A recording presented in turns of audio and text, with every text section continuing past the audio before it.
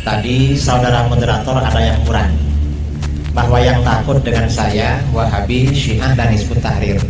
Sebenarnya ada yang berani pada saya, yaitu Jamaah Tabligh. Makanya saya katakan, waktu saya kemana-mana, mengapa? Orang-orang tanya, mengapa Kiai Wahabi masih membid'ahkan kita? Kan dalil yang Kiai terangkan sudah jelas. Jawaban kita, lah mereka itu pertimbangannya bukan dalil, tapi dolar.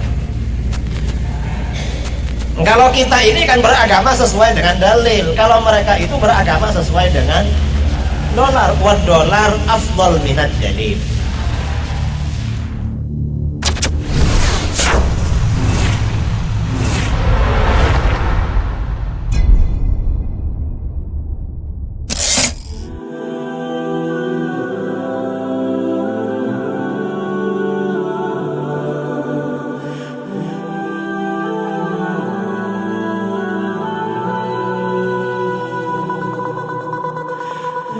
Assalamualaikum warahmatullahi wabarakatuh.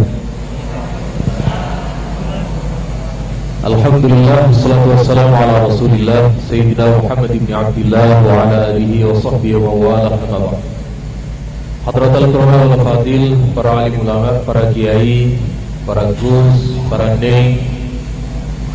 Alhamdulillah, sedikit saya ingin menjelaskan bahwa di gedung ini 5 tahun yang lalu saya dan kawan-kawan yang lain hadir di sana seperti panjenengan menjadi peserta daurah.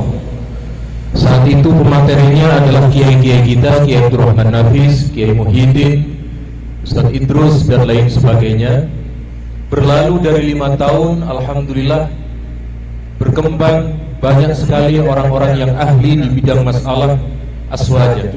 Hari ini panjenengan yang hadir di tempat ini insyaallah akan muncul, akan lahir generasi pembela-pembela aswaja di tempat Anda masing-masing. Di sebelah saya sudah hadir beliau Ustaz Idrus Romli. Pernah ada orang bertanya di Facebook saya, siapa Ustaz Idrus? Saya jawab, beliau orang yang ditakuti Wahabi, yang diperhitungkan oleh Syiah, orang yang ketika liberal menghadapi beliau, beliau menjadi gentar. Ketika HTI berhadapan beliau, mereka diam. Itulah sosok Ustaz Idrus Romli. Selebihnya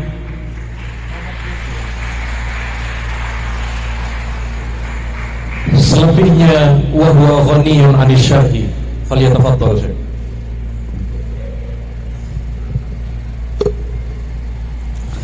Assalamualaikum warahmatullahi wabarakatuh. Bismillahirrahmanirrahim. Alhamdulillahi rabbil alamin. Wal 'aqibatu lil muttaqin. Wassalawatullahil barrir rahim. Wa malaikatihil muqarrabin. Ala sayyidina Muhammadin khatamin nabiyyin. Wa ala alihi wa sahbihi ajma'in, amma ba'd. Para kiai, para gus, para ning, wabil khusus wa nakhusu bidzikri, komandan kami, Direktur Aswaja Center, Kiai Haji Abdurrahman Nafis LC MAG, yang saya hormati dan saya banggakan karena beliau sangat gigih untuk memperjuangkan terlaksananya acara daur aswaja di Jawa Timur dengan modal lillahi ta'ala alias ta'oleh. Dan saudara moderator Ustaz Ma'ruf Khazin yang saya cintai dan saya banggakan. Alhamdulillah, pada sesi pertama ini saya diberi waktu. Sesi pertama, tema yang diberikan kepada saya adalah tentang mafahim Ahlus Sunnah wal Jamaah. Mafahim Ahlus Sunnah wal Jamaah ini artinya Mafahim itu jamak dari mafhum. Mafhum itu artinya konsep. Konsep-konsep Ahlus Sunnah wal Jamaah.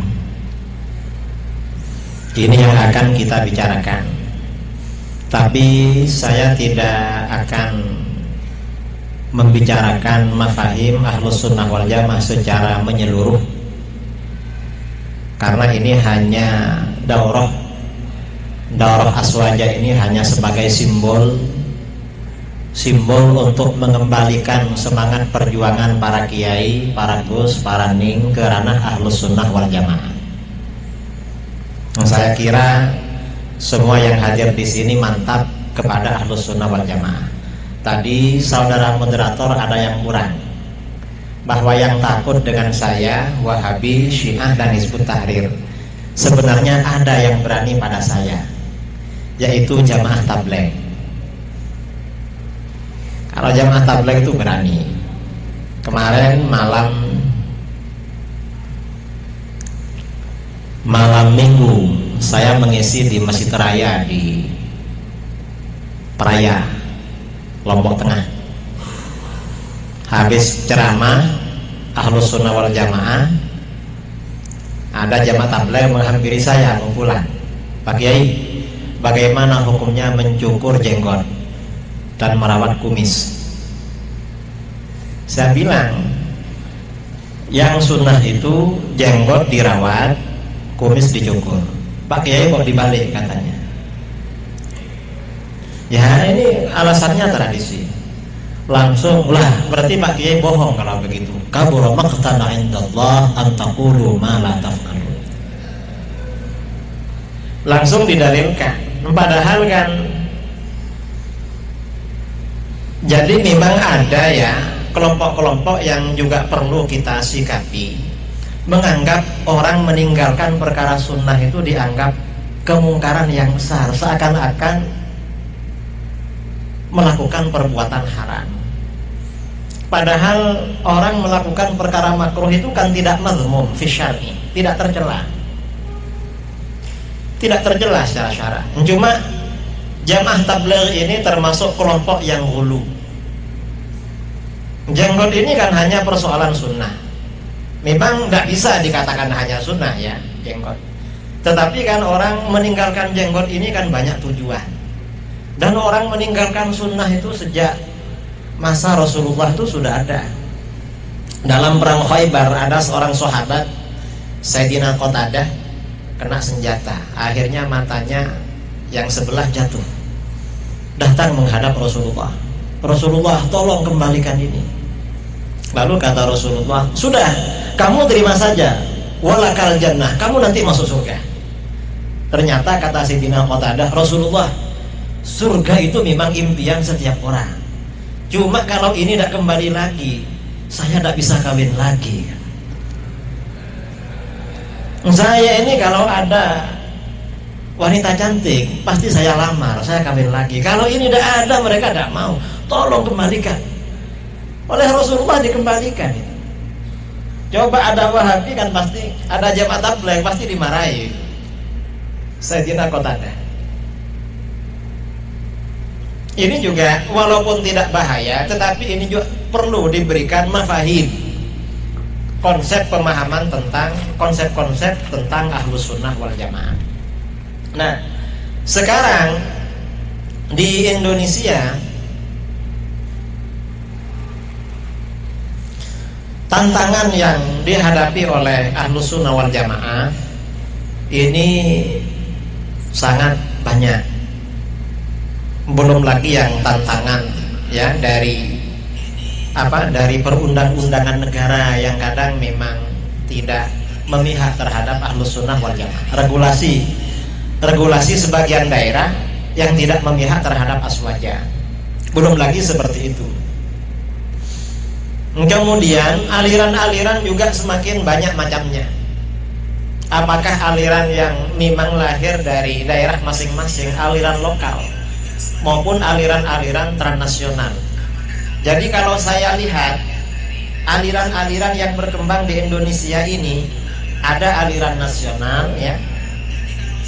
Aliran-aliran yang nasional ini contohnya seperti LDII, Wahidiyah, itu aliran nasional. Karena memang skupnya sudah menasional, di mana-mana mereka punya anggota. Ada aliran transnasional. Contohnya seperti Syiah, Wahabi, Hizbut Tahrir, dan semacamnya. Ada aliran-aliran lokal. Di tiap-tiap daerah ini ada aliran lokal. Kalau aliran nasional yang baru ya, yang oleh para ulama difatwakan keluar dari Islam, bulan Januari kemarin lahir namanya Ghafatar. Heboh tentang berita Ghafatar. Ahmad Musaddiq, mantan pelatih bulu tangkis yang ngaku jadi nabi. Lalu bulan Februari di Jombang ada Pak Jari ya, ada Pak Jari ngaku jadi nabi juga.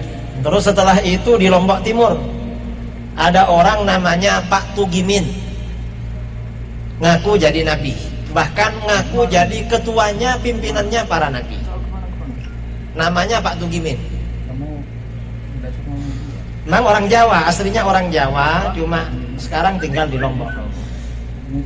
Ini aliran-aliran semacam ini semakin banyak di mana-mana. Ini mengapa? Aliran-aliran ini apakah yang lokal? Yang lokal ini juga semakin banyak. Karena ternyata di tiap daerah ini selalu ada aliran-aliran lokal yang belum punya jaringan ke daerah-daerah lain. Kadang-kadang aliran ini sebenarnya munculnya dari thariqah. Ada thariqah ya, yang bersangkutan sebenarnya belum layak menjadi mursyid tapi dimursyidkan. Contohnya di Padang, Sumatera Barat. Menjelang bulan Ramadan kurang 2 hari, biasanya ada thariqah Naqsyabandiyah yang sudah sholat tarawih, puasa duluan. Hari raya kurang 2 hari sudah takbir, sholatnya duluan. Itu kan thariqah Naqsyabandiyah. Dulu pada mursyid yang sebelumnya ini masih sama dengan yang lain, hari raya, Ramadan. Setelah diganti oleh anaknya, kebetulan anaknya ini tidak pernah mondok. Tidak pernah mondok, ya tidak pernah ikut daurah aswaja karena belum ada ya. Cuma karena beliau ini profesor doktor kuliah, akhirnya jadi penggantinya mursyid. Karena memang latar belakangnya keilmuannya tidak cukup, akhirnya thariqah Naqsyabandiyah di bawah kemursyidan beliau akhirnya menjadi aneh. Ramadan mendahului 2 kali, Idul Fitri juga mendahului 2 hari sebelumnya. Waktu saya ke Sumatera, saya tanya ke kiai-kiai yang dekat mereka, alasannya apa kiai? Mereka kok duluan? Katanya pakai dalil fastabiqul khairat.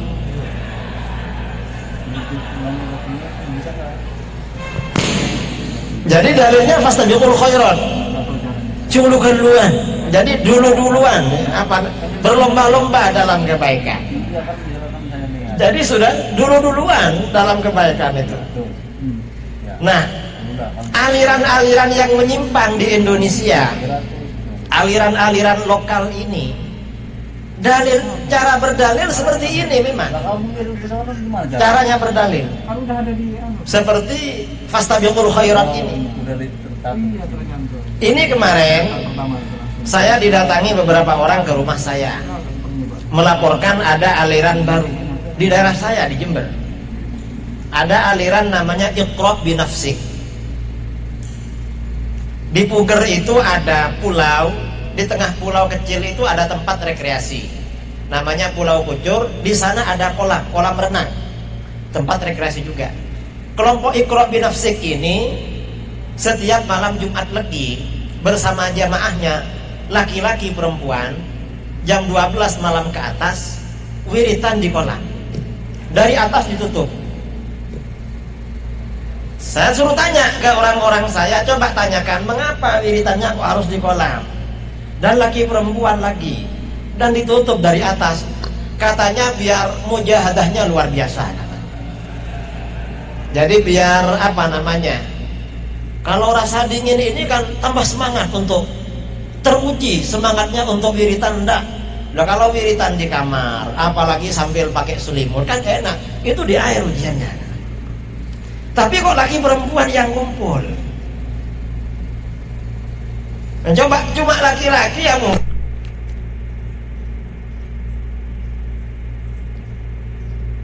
makanya.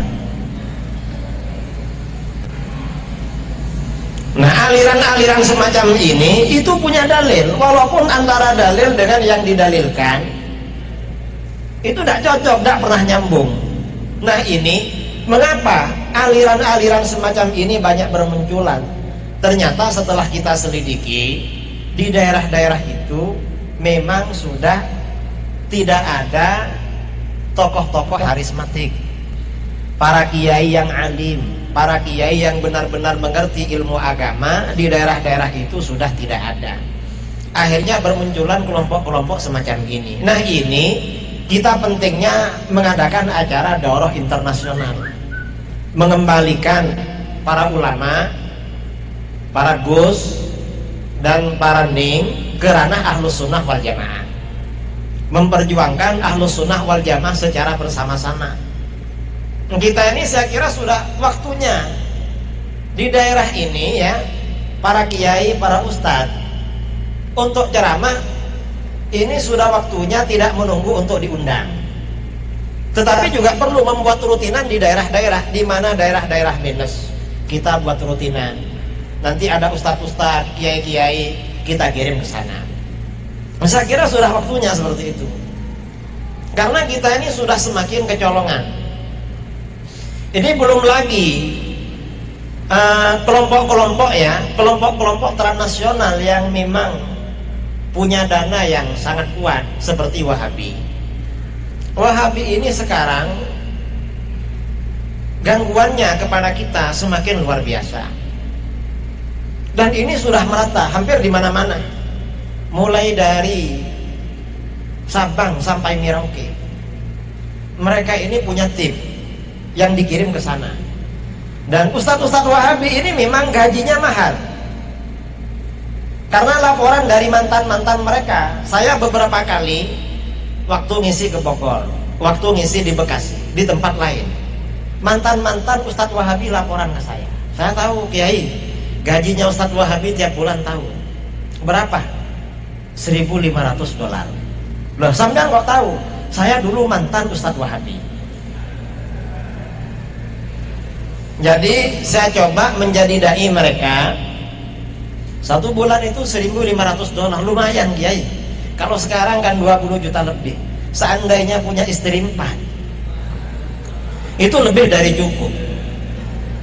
Mengapa? Punya istri 1 itu 1 bulan kan cukup. 2 juta itu sudah katanya. 2 juta itu sudah Masya Allah Kiai kan. Padahal ini kan 20 juta. 20 juta. Nah, terus sampean kok keluar dari Wahabi? Ya, saya pikir saya tidak mantap dengan ajaran mereka. Dulu itu karena tidak punya kerja. Karena tidak punya kerja, sekarang kan sudah jadi dosen Kiai, sudah ngajar ke sana, sudah keluar. Loh, berarti sampean dulu mengajarkan Wahabi? Enggak Kiai. Saya dulu minta ditugaskan ke daerah yang jauh dari kota, agar tidak bisa diawasi oleh pengawas. Jadi saya masih tahlilan, masih ini, cuma lama-lama takut ketemu akhirnya keluar kan. Jadi $20 nih, apa $1.500. Jadi mereka ini kerjanya ya cuma berjamaah di masjid. Makanya orang Wahabi ini modus ya, cara menguasai suatu daerah. Mula-mula mereka akan rajin berjamaah. Masjid kotor disapu, muadzin tidak ada, azan. $1.500. Nah, akhirnya ustadz-ustadz yang jarang berjamaah dijelek-jelekan. Coba lihat, itu kalau ustadz Aswaja ke pasar, ke sawah, tidak berjamaah. Lah memang ustadz Aswaja tidak ada yang bayar memang. Ada bayaran itu kalau ada orang mati, kalau ada orang meninggal, baca talqin, baru dapat apa? Beras tuh ya.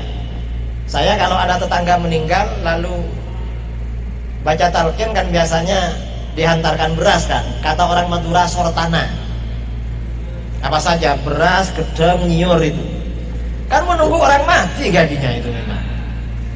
Lah orang mati kan tidak tiap hari ada. Tahlilan itu baru dapat berkat hari ke-7 tok petok. Kalau mulai malam pertama, 2, ketiga udah ada ya. Memang tidak ada bayarannya Ustaz Aswaja. Makanya ada pulang dari pasar, dari sawah, berjamaahnya telat-telat, dijelek-jelekkan sama $1.500 ini. Makanya saya katakan, waktu saya kemana-mana, mengapa? Orang-orang tanya, mengapa Kiai Wahabi masih membid'ahkan kita? Kan dalil yang Kiai terangkan sudah jelas. Jawaban kita, lah mereka itu pertimbangannya bukan dalil, tapi dolar. Kalau kita ini kan beragama sesuai dengan dalil, kalau mereka itu beragama sesuai dengan dolar. Wad dolar afdal minad dalil.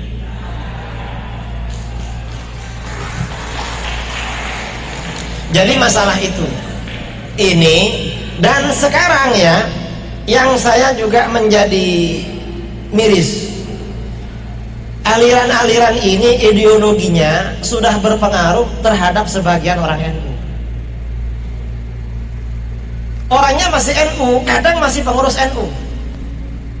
Di sebagian daerah di Sulawesi ada Rois Syuriah NU, itu juga menjadi pendiri organisasi Syiah, juga pendiri organisasi Wahabi. Rois Syuriah NU. Tapi memang di luar Jawa itu Rois Syuriah itu bukan kiai. Sebagian Rois Syuriah itu ada yang dokter, ada yang wakil bupati. Jadi kalau assalamualaikum itu bukan warahmatullah. Itu Rois Syuriah. Memang nggak ngerti. Nah sebagian pengurus-pengurus NU ini akidahnya terpengaruh Wahabi. Pengaruhnya bagaimana?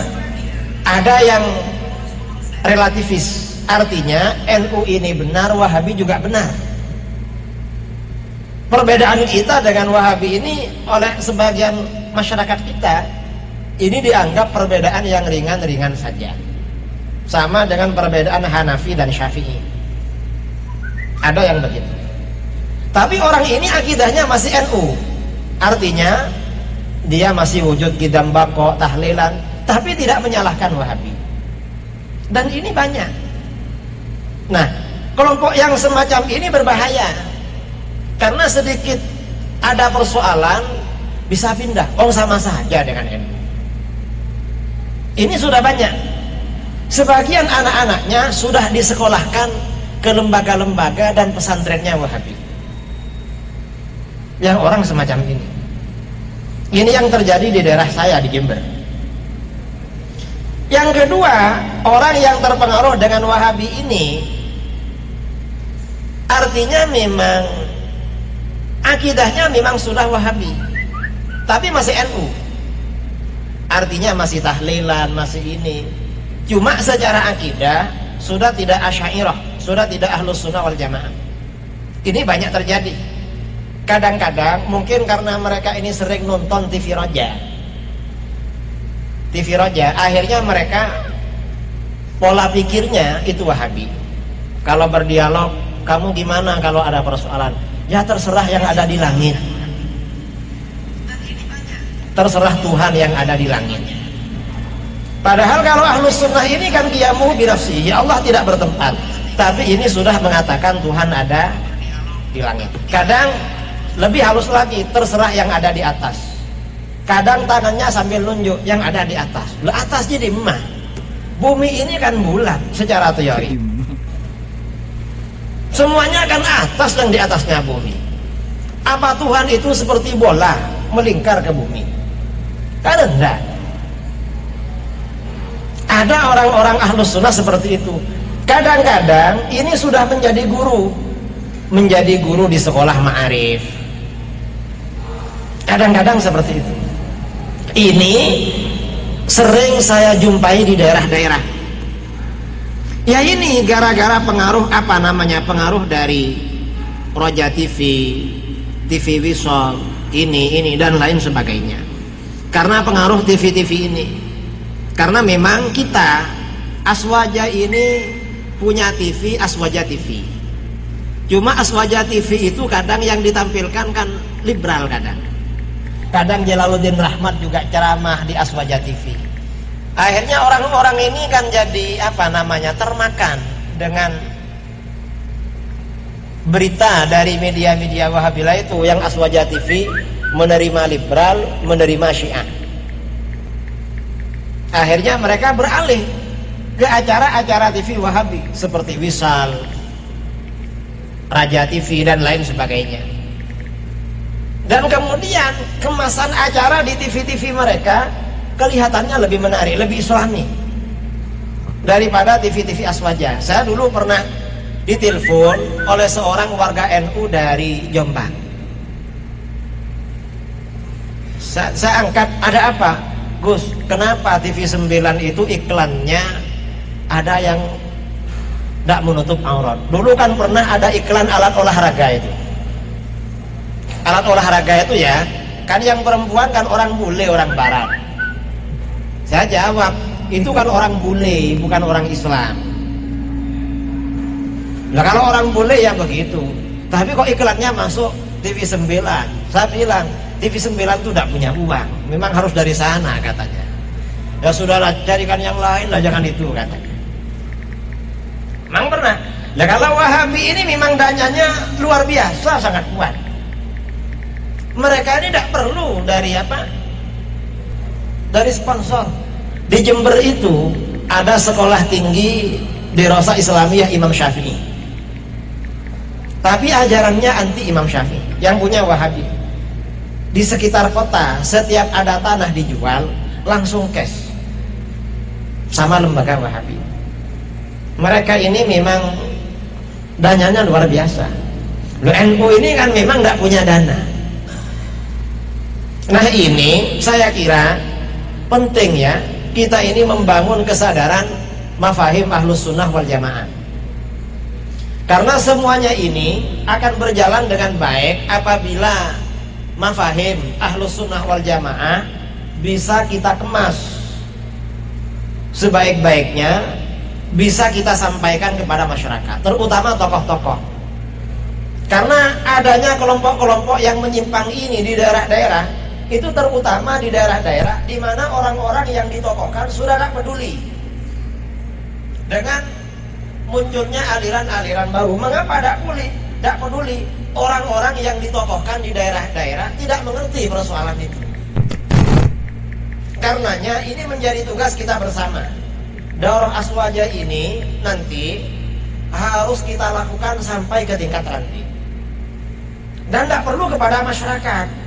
Karena masyarakat ini kalau disampaikan dalil mereka tidak ngerti. Sampean berbicara dalil, tidak ngerti setelah itu. Karenanya masyarakat itu kalau ditanya, dalilnya itu bukan Al-Quran hadis. Sudah jelas tadi malam Kiai sudah tadi malam sudah top. Tapi tidak ngerti. Lah orang awam kok disuruh mengerti dalil. Mereka itu ngertinya memang cerita-cerita. Tetapi tokoh-tokoh yang ada di tingkat RT, tingkat kampung, tingkat RW, itu perlu memang kita berikan pemahaman. Apakah melalui masjid atau melalui apapun, ini perlu. Ini saya kira kita ini penting ya untuk menanamkan mafahim ahlus sunnah wal jamaah secara lebih menyeluruh. Karena tantangan yang kita hadapi memang cukup luar biasa. Kemarin kira-kira 2 minggu yang lalu saya ke Aceh Barat Daya. Saya terkejut karena acara Maulid Nabi mengundang saya. Acara kabupaten mengadakan Maulid Akbar. Ternyata karena tahun kemarin saya ke sana, kebetulan bupatinya ini alumni pondok. Agusnya yang ada di sana masih muda dan disegani sama bupatinya. Bupatinya ini santrinya. Nah, Agusnya ini ngundang saya, bupatinya wajib hadir. Nah, Sudah, mulai dari awal sampai selesai acara bupatinya duduk di situ karena Gusnya yang nyuruh. Itu wibawanya Gus. Saya disuruh ceramah Wahabi. Saya jelaskan Wahabi itu bukan Ahlus Sunnah wal Jamaah. Wahabi itu pengikut setan, dalilnya ini. Wahabi ini sama dengan Yahudi, dalilnya ini. Saya keluarkan semua. Bupatinya mantap kalau Wahabi aliran sesat. Lalu oleh Gusnya bisik-bisik, Bupati siap Tengku. Di sana itu Kiai kan dipanggil Tengku, siap. Tadi dengar Pak Kiai kan sudah bilang aliran sesat Wahabi, HTI, terus ini, iya. Keluarkan peraturan dilarang. Akhirnya Pak Bupati keluar peraturan melarang Wahabi, HTI, dan 2 aliran lokal. Langsung dilarang. Begitu dilarang, Wahabi banyak uangnya.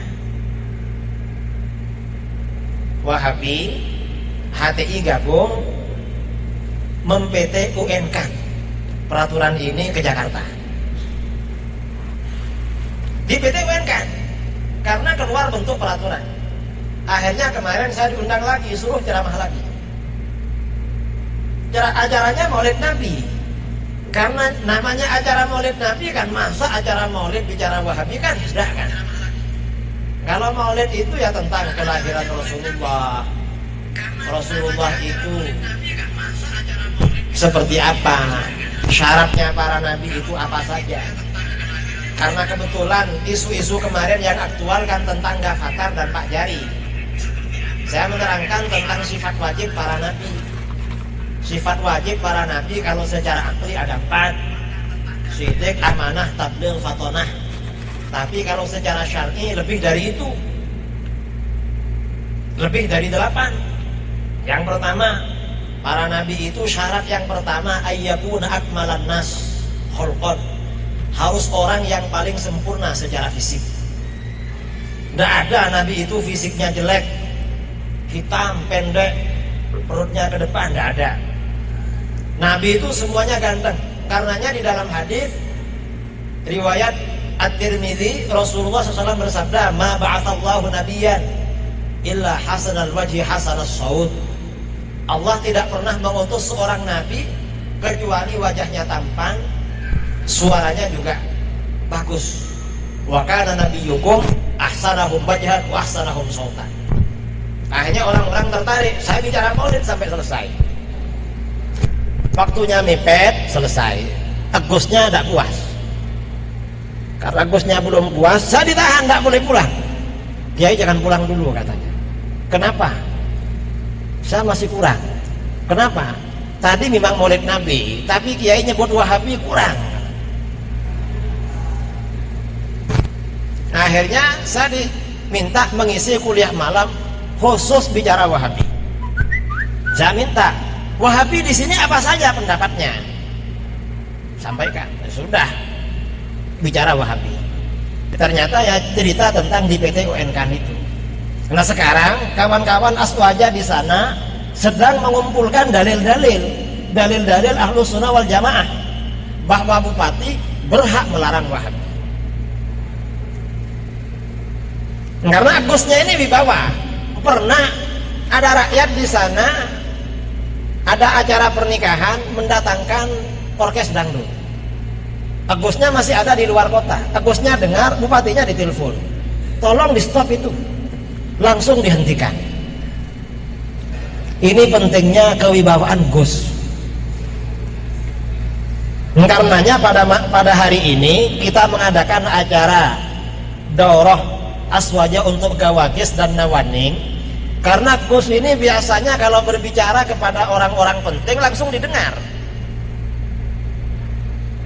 Nah kira-kira aksi ke depan ini kira-kira bagaimana yang akan kita laksanakan? Apa nanti memungkinkan di Jawa Timur ini ada perda pelarangan Wahabi? Kalau saya setuju, tapi menunggu dari MUI ya. Ini kan sebagian Aswaja Center jadi ketua MUI. Saya kemarin ke ketua MUI Probolinggo, bisik-bisik, tolong MUI keluarkan fatwa Wahabi sesat. Beliau sudah menjanjikan untuk keluarkan fatwa Wahabi sesat. Karena kalau MUI ini sudah keluarkan fatwa, wali kota dan bupati pasti ikut itu.